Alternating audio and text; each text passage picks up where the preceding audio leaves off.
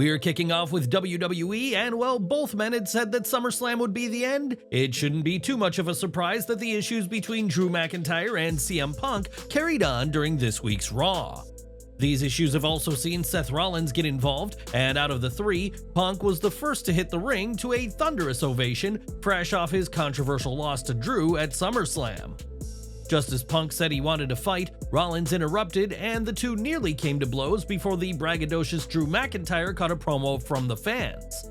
McIntyre taunted Punk with the bracelet adorned with the names of Punk's wife AJ and their dog Larry, winning the attention of his rivals and showing this feud is not over yet.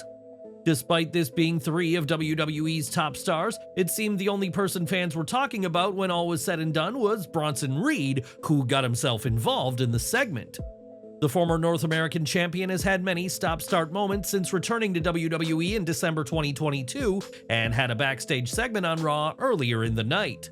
Reed told Raw GM Adam Pearce that he was done waiting for opportunities and he was going to take matters into his own hands, and did just that by blindsiding Seth Rollins. This was after Rollins was left alone in the ring following a stare-down with Punk before the best in the world once again turned his attentions towards Drew McIntyre. Rollins tried to fight back but was utterly destroyed by the former NXT North American champion, who hit a Death Valley driver and a pair of sentons, but wasn't done yet. Reed hit not one, but 6 of his devastating tsunami finishers before being made to leave by WWE officials who had tried to stop him but had to get out of the way for his top rope splash. By the 4th splash, Rollins was coughing up blood and was seen bleeding from the mouth and nose when all 6 tsunamis were delivered, which left him motionless in the ring. Seth was taken away by doctors, and backstage, Adam Pearce told Jackie Redmond that Rollins had been rushed to the hospital and doctors were worried about potential internal bleeding. In an update, Michael Cole and Pat McAfee shared that Rollins needed a CAT scan, endoscopy, and x-rays, and that his future in WWE was uncertain until more could be determined. For now, fans will have to wait for the results of the medical investigation and procedures. It remains to be seen if Seth Rollins is fit enough to return next week. However, in reality, according to Wade Keller, both Bronson Reed and Seth Rollins went off script and decided to go for 6 tsunami splashes rather than the planned 3. No further details about how Triple H and other officials in the gorilla position reacted, but the overall segment left a great sense of emotion among fans, and it's fair to say that this is how you make a star. In one night, Reed's star shined brighter than it ever has, and in a prospective rivalry with Rollins, he has his greatest opportunity to build on the momentum this segment provided him. While fans were shocked to see what Bronson Reed did, this attack seemingly has the seal of approval of Triple H, who took to Twitter to talk about the importance of making an impact. Bronson Reed certainly did just that on Raw, and expect a high-profile feud, the biggest of Reed's career in wrestling, to come out of this attack.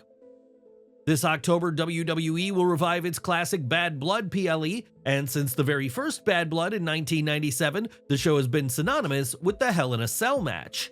That first event saw the first ever Hell in a Cell match in which Shawn Michaels defeated The Undertaker, albeit thanks to the timely interference of the debuting Kane. Every Bad Blood show has seen a Hell in a Cell match, so fans are expecting the stipulation later this year, and now we know who is planned to enter the barbaric structure. Fans got a peek of Bad Blood 2024 with an epic video featuring Cody Rhodes and rising rap star Metro Boomin, and Rhodes is from Atlanta, where Bad Blood 2024 will take place. Metro Boomin has a long-time association with the city, as it's where his career got off the ground, but despite this video, Rhodes reportedly will not headline the show. According to a report from WRKD Wrestling, WWE is planning CM Punk vs. Drew McIntyre 2 in Hell in a Cell for the main event of Bad Blood 2024 later this year. WWE did have a Hell in a Cell PLE in the past, but this was nixed by Triple H, and WWE is reverting to using the match sparingly when it matters, a decision many fans agree with. If this report is true, this feud is only going to get more intense, and after McIntyre continued things by taking digs at Larry and AJ Lee on Raw, he and Punk will settle the score inside the cell. We mentioned earlier that Drew McIntyre taunted CM Punk on Raw from the fans, and the segment saw the best in the world chase after his fierce rival. In footage shared by WWE on social media, fans can see Punk on the hunt for McIntyre in the arena, and a security guard pointing the direction where the Scottish Warrior had gone. Adam Pearce had insisted that McIntyre had already left Raw, but that didn't stop Punk trying to find him, and expect the issues between the two to only grow on the road to WWE Bad Blood. More from Raw as the first match for Bash in Berlin was announced on the show, and it could potentially be the night's main event. In the opening segment, new World Heavyweight Champion Gunther arrived to celebrate his title victory over Damian Priest and was introduced by a returning Ludwig Kaiser. Gunther touted his previous accolades, such as his record-setting Intercontinental Championship reign, as well as his King of the Ring win earlier this year. Just as Gunther was calling himself greatness personified, SmackDown's Randy Orton emerged to his theme and admitted that the title looks good on the Austrian's shoulder. Orton then said that Gunther is only champion because of him and made reference to the controversial finish of their King of the Ring finals match in Saudi Arabia. That match saw Gunther get the pin despite Orton's shoulders not being down when the ref counted to 3, and it was this win that earned Gunther a title match at SummerSlam. The snafu was referenced by Paul Triple H Levesque in the press conference following the event, and he alluded to a possible rematch in the future. Orton said he was out to confront Gunther and call that in and challenge the champion to a match at Bash in Berlin later this month. Orton said, "I'm going to walk out of your home country the new World Heavyweight Champion," a slight error on Orton's part as Gunther isn't German, but from the neighboring Austria. While this itself may not be a claim for a main event, the match seems big enough to headline a premium live event that'll be the first ever in the European country. The segment ended with Gunther saying that nothing catches me out of nowhere, referring to the RKO, while Orton said that he wants Gunther to see his finishing move coming. Orton has achieved everything to achieve in his lengthy career with WWE, and at this stage, he may be playing the role of helping put over upcoming talent such as Der Ring General. After all, the idea that WWE would spend 2 years building Gunther just to have him lose the world title in his first defense at a PLE and in Europe simply seems impossible to conceive. Bash in Berlin will take place from the German capital on August 31st from the Uber Arena, and expect an Uber reaction when these two top stars lock horns. Going into Raw, there were questions regarding the Judgment Day's fate after Damian Priest and Rhea Ripley were betrayed by Finn Balor and Dominic Mysterio respectively at SummerSlam. The original Judgment Day, which we mean as Priest, Balor, Ripley, and Mysterio, will go down as one of the most successful factions in modern WWE, but what's next for the faction? On Raw's commercial-free first hour, Damian Priest called out Balor, whose interference at SummerSlam ended his 118-day reign as World Heavyweight Champion. When Balor failed to emerge, Priest cemented his face turn by calling the Baltimore crowd, and by extension the entire WWE universe, his new family. Balor eventually appeared, albeit via livestream, and though Priest wanted a fight, Finn scoffed at the idea, adding that his former ally was a loser from the streets.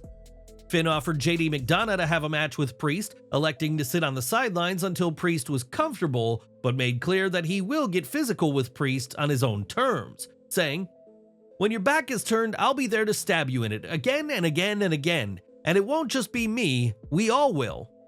At the mention of "we," the camera panned out and the new 5-person Judgment Day lineup was revealed.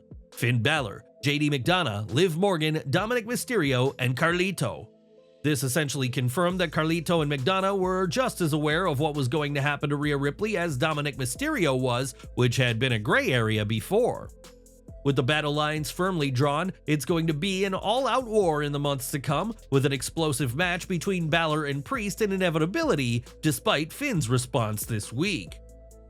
Still feeling the effects of his match with Gunther at SummerSlam, Damian Priest was looking for vengeance when he faced his former Judgment Day ally JD McDonagh. An intensely physical match highlighted both competitors, but spotlighted Priest late as he answered his opponent's open-hand strikes with a barrage of kicks. After one kick sent McDonagh to the floor, Michael Cole reminded fans that the Archer of Infamy is a karate expert, a tidbit that the Raw commentator loves sharing. It's hard to properly state how physical the strikes were in this one, as Priest and McDonagh threw absolute hammers at each other, as one would find in a match with a betraying ex-friend. Carlito, Dominic Mysterio, and Liv Morgan made their presence felt before Finn Balor attacked, drawing a disqualification win for the Archer of Infamy, and Rhea Ripley would make the save. Mommy chased off Mysterio and Morgan before joining Priest and laying out JD McDonagh, and the pop the two received laying out the Irish Ace reflected a duo that will do big business for WWE. This was a great Raw when it came to building on the Judgment Day's conflict, as it gave answers about SummerSlam and left fans wanting much that'll be delivered in the coming weeks. SummerSlam saw some massive moments and changes to the dynamic of WWE across Raw and SmackDown, and those changes are being reflected backstage. According to Mike Johnson of PW Insider, Roman Reigns and Damian Priest are now listed internally as babyfaces following the events of the biggest party of the summer. Fans eager to see the babyface Reigns won't have to wait long, as the original Tribal Chief is being advertised for this Friday's SmackDown at the Box Center in Tulsa, Oklahoma. Reigns will be joined by undisputed WWE Champion Cody Rhodes, new WWE Women's Champion Nia Jax, Bayley, Jade Cargill, and Bianca Belair, who are also advertised. It remains to be seen how WWE will book Roman Reigns and Damian Priest as babyfaces moving forward, as it's been a long time since either man was fully fledged faces. Are you looking forward to seeing Roman Reigns and Damian Priest as babyfaces from now on?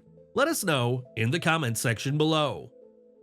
Now, AJ Styles is widely regarded as one of the best professional wrestlers today, and after a brief break from WWE programming, he will be back this Friday on SmackDown. The last time fans saw AJ in WWE, it was at Clash at the Castle Scotland, where he lost to Cody Rhodes, and he has since competed for Pro Wrestling Noah at last month's Destination event. That match saw the former WWE champion defeat Naomichi Marufuji and would later compete during WWE's Tour of Japan, the company's first since 2019. Now, PW Insider reports that Styles will be back on tonight's SmackDown, and it's unclear what role he'll play on the show, and who do you want to see him face? Let us know down below. Going into Raw, there was a ton of buzz around the in-ring debut of the Wyatt Six, who were set to face Chad Gable and the Creed brothers. Before this match, though, Gable gave the Alpha Academy name to Otis, Akira Tozawa, and Maxine Dupree in a heated segment before revealing his new group's name as American Made. Up next, after months of codes, teases, cryptic posts, and backstage vignettes, the Wyatt Six wrestled as Joe Gacy, Dexter Lumis, and Eric Rowan won Raw's main event. With Bo Dallas and Nikki Cross fully in character as Uncle Howdy and Abby the Witch at ringside, the Six arrived to shatter the final theme of Bray Wyatt before his untimely death. Howdy sat in Bray's old rocking chair while Abby sat next to his lantern, and the match itself contained plenty of references to both Bray Wyatt and Brody Lee, aka Luke Harper. Both Rowan and Howdy shouted, yeah, at times in a nod to Lee, with the former adding a kiss towards the heavens to make it clear this was a tribute. As has become customary, the group posed in similar fashion to how the Wyatts did in celebration of the win over American Made and in honor of the fallen wrestlers. Commentary went back and forth with references to Lumis and Gacy, invoking their alter egos of Mercy the Buzzard and Huskus the Pig Boy, but Rowan was largely referred to by his long-standing name. Speaking of Rowan, the Baltimore crowd had loud "We Want Rowan" chants as he waited to get in the match, and all three men wore masks for their entrance, but took them off for the action. After their win, Michael Cole said, "I can guarantee you that Bray Wyatt is looking down, proud of what was accomplished tonight," and added that WWE will never be the same again. After the show went off the air, the Wyatt Six embraced each other and pointed to the sky, another beautiful tribute to the sixth and eternal member of the group, Bray Wyatt. It's safe to say that things are just getting started for the Wyatt Six, with all three men who competed proving how good they are in the ring. Nikki Cross has been a consistent on WWE TV for years as a creepy character, and now the attention turns to Bo Dallas, with fans anxiously awaiting his return to in-ring action.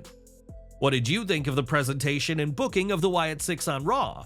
Did their debut match live up to expectations? Let us know below. Before Raw started, WWE shared a video on social media about the Wyatt family debuting 11 years ago on the day in Baltimore, making the Wyatt Six in-ring debut even more special. As we've come to expect, a video aired during Raw, and this time it was Joe Gacy who was the focus, as he was sat on the floor in the corner of the room with his back to the operator. The piano chords that signal the Wyatts played until Uncle Howdy said, "They thought that they could control you. They locked you away, but I saw through their lies. Open your heart to the man in the woods, and now we'll make them all pay for their sins." The camera then cut to Gacy, who was looking directly into the camera and shouted in a distorted voice, "Let us in," and was shown wearing the Huskus mask.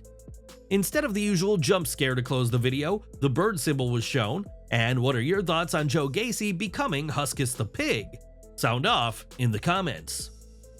The seemingly never-ending rivalry between the New Day and the Final Testament continued as Kofi Kingston returned to action on Raw as he and Xavier Woods faced AOP's Akam and Razor. The New Day arrived in Ninja Turtles-inspired gear, a nod to the TMNT series action figures debuting in stores, which is one of WWE's best crossovers in a long time. With a hot tag to Woods late in the match, the action broke down, and just as it looked like Scarlett was going to interfere, Odyssey Jones arrived and wiped out Karrion Kross at ringside. This distraction allowed Woods to pick up the win for his team, and post-match, Jones helped the babyfaces clear the ring of the heels, and the trio stood tall to close out the segment. The New Day without Big E is not the New Day, though it's good for Jones for getting TV time and showing out in his return. But is Jones an official member of the Great Trio? Only time will tell. On Twitter, Big E himself responded to Jones helping Kofi and Xavier, saying that Jones looked phenomenal and that a star had been born that had made a lot of new fans. What do you think of the idea of Odyssey Jones being part of this trio? Should he become an official New Day member? Let us know your thoughts down in the comments. Since losing the World Tag Team titles, things haven't gone well for the Awesome Truth as they've been on the losing end of a lot of their matches. The pair hosted SummerSlam and were confronted by A-Town Down Under during a segment, but it was Awesome Truth and Jelly Roll who stood tall after attacking the heels. As a result, Awesome Truth and A-Town Down Under were set to square off, and things were going well for Awesome Truth until R-Truth inadvertently tagged himself in, shocking The Miz. Truth tried to go for the AA on Grayson Waller, but accidentally hit The Miz, sending the A-lister crashing to the floor and allowing Austin Theory to get the win for his team. Following the match, Miz was seen on the floor visibly frustrated with the result, and it remains to be seen how many more such losses can The Miz take before he finally snaps. Will The Miz turn on R-Truth and turn heel once again? How do you see this segment going forward? Give your thoughts down in the comments. Since 2019, the Lucha Bros have been a fixture of AEW and are former champions with the company, but now it appears their time with the promotion is coming to an end. According to a report from Wrestle Purists, AEW's Lucha Brothers are not expected to renew their contracts when they expire in the not-too-distant future. Not only that, but there is an overwhelming belief that the two luchadors are WWE bound, and this breaking news has reportedly led to a major change for AEW All In London. Wrestle Purists Ibu shared during a post-SummerSlam livestream that the plan was for Death Triangle, the Brothers and Pac to challenge for the AEW Trios titles in Wembley Stadium. That would have put Death Triangle against the Patriarchy, who only recently won the titles, but that match has since been scrapped following news of the Lucha Brothers intending to leave. Instead, the Patriarchy will defend in a triple threat trios match with the Bang Bang Gang and House of Black, which is why fans have seen the three teams feuding as of late. So when can fans expect the Lucha Brothers to leave AEW? Well, it's been reported that Penta's deal will expire within the next 2 months, and that the WWE has had its eye on him for some time. As for Rey Fenix, his status isn't as clear, as it's been speculated that Fenix's injury caused his AEW contract to be extended, and that WWE would sign both Fenix and Penta as a unit. It hasn't been publicly shared why the pair intend to leave AEW, though perhaps they feel there are greater opportunities for them as part of WWE's tag team roster. Tony Khan's company has also been the center of several controversies as of late, and with Vince McMahon gone, WWE could certainly be a case of the grass being greener. It's also possible that the brothers are looking at how AEW alum are treated in WWE, and the success of Jade Cargill, NXT champion Ethan Page, and undisputed WWE champ Cody Rhodes. Whatever the reason, the Lucha Brothers' time in AEW is up, and don't be surprised to see the former AEW tag champions take WWE by storm in the not-too-distant future. But what do you think? Are wrestlers leaving AEW unhappy with Tony Khan, or do they just think WWE's a better option with Vince McMahon gone? Let us know what you think down below. Despite his title loss at SummerSlam, 2024 has been a massive year for Damian Priest, and the former World Heavyweight Champion has Triple H to thank for that. With Vince McMahon no longer around, the game has been in charge of creative, which has seen superstars pushed to the very top who weren't top guys under the previous administration. In an interview with Sports Illustrated, Damian Priest reflected on losing his title to Gunther at SummerSlam and what it means for the two of them to be pushed unlike before. He said, "Forget for a moment about everything Gunther has said to me and what I've said to him. We're not part of that class of the main guys. We're seen as strong characters on TV, but we're not Seth Rollins, we're not CM Punk, we're not Drew McIntyre or Roman Reigns. We're not the regularly scheduled programmed guys. AJ Styles, Randy Orton, Finn Balor, we're none of those guys. The fact it was Gunther and me in this high-profile world title match, that's big. There were so many boys and girls in the locker room who were like, one of us made it. That was my favorite part, hearing my peers talk about what it meant to them." Triple H has spoken very highly of Priest and his title reign on multiple occasions, and has repeatedly shot down the idea that he didn't live up to the level of a top world champion. Priest's days with the title are over, but the fact that he held the gold is extraordinary, especially as he feels this may not have been the case had it not been for a change in management. A few weeks ago, Damage Control were ambushed by Sonya Deville, Shayna Baszler, and Zoe Stark, resulting in them being off TV, but they've since returned and gone after the trio. On this week's Raw, Baszler, Stark, and Deville attacked Lyra Valkyria when Damage Control showed up and brawled, setting up a singles match between Deville and Dakota Kai. That didn't take place as Damage Control was attacked again mere moments before the match, and this seemingly injured Kai's knee, and the Kiwi superstar has a history of knee issues. While Deville gloated in the ring about Kai being under the weather, Io Sky and Kairi Sane emerged, and Sky took Kai's place in the match with Deville. Zoe Stark tried to get involved, but Kairi Sane fought her off, and in the end it was Sky who got the win, but the issues between these two teams are far from over. New details have emerged about the confrontation involving AEW's Britt Baker, MJF, and Alicia Tout. According to multiple reports, the former Women's World Champion was suspended following an incident. On Monday, Ibu of Wrestle Purists confirmed previous reports from the likes of Dave Meltzer and Sean Ross Sapp of Fightful, claiming there was an altercation between Baker and MJF that happened the night of AEW Dynamite 250, resulting in Baker's suspension. According to Ibu, Baker was allegedly burying MJF and Will Ospreay while in the women's locker room during their hour-long match on the episode, and a tout let Friedman know via text message. Wrestle Purists confirmed Ospreay was the first person to confront Baker and ask her why she was starting issues backstage. Ospreay confronted her, asked her about it. Britt Baker went off on Alicia Tout, Ibu explained. Britt Baker called Alicia Tout by multiple accounts because Alicia Tout informed MJF that Britt Baker was berating him, talking crap about Max and Ospreay. Wrestle Purists was able to confirm that MJF did punch a wall and go into the women's locker room, but according to multiple sources, MJF was not suspended due to the context of the events. MJF reportedly did not hit the wall in front of Baker, but walked far down the hallway where no one was there to hit the wall.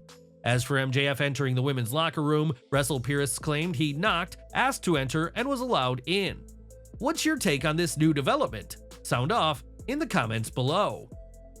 In WWE, Rhea Ripley has done close to everything there is as a woman, from holding titles to winning the Royal Rumble to facing some of the top women in the company. In addition to women, Ripley has proven that she can quite literally manhandle her male counterparts, and could some men's gold be in the future of mommy? While speaking in a recent interview with Adam Bernard of Foundation Radio, Ripley was asked about possibly going for the Intercontinental title and was enthusiastic at the idea. Ripley mentioned her admiration for Chyna, who held the title twice in WWE, and spoke of how such a story will help showcase the capabilities of women's wrestlers. She said, "Yeah, I'd be stupid to say no. I haven't seen much of that lately. I saw it maybe a few months back when I was beating up all the guys. I would absolutely love that. That would be a real historic moment. I get to follow in amazing footsteps like Chyna. It'd be a step for the women's evolution. We'd be taking over that a little bit more, where we're stepping into the men's division and showing them what the women can do."